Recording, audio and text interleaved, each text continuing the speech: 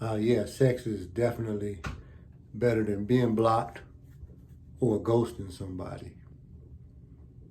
And sex is better than ghosting or blocking somebody. It is. I do think that blocking and ghosting is a childless, excuse me, a childish behavior. I think you should, as adults, if that's what you call yourself, you should be able to approach somebody and say, hey man, it ain't, or lady, it ain't working, or whatnot. And um, it's just common courtesy. And that's all I'm really saying.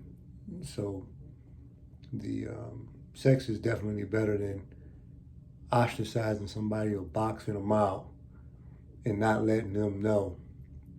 So even when it comes to women, women are quick to say, tell me the truth. Women are quick to seek out a comfort zone so that they can have closure.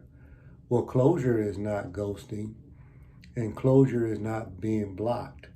If somebody blocks you or somebody ghosts you, you can't get closure.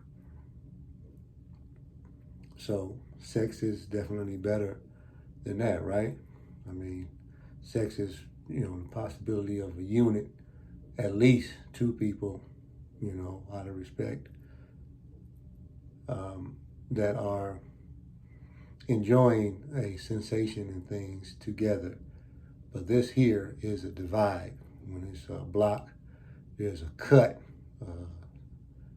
a separator, some form of racism, ostracism, no optimism. It's just a different type of sin. So sex is better than being blocked or being ghosted. Love y'all.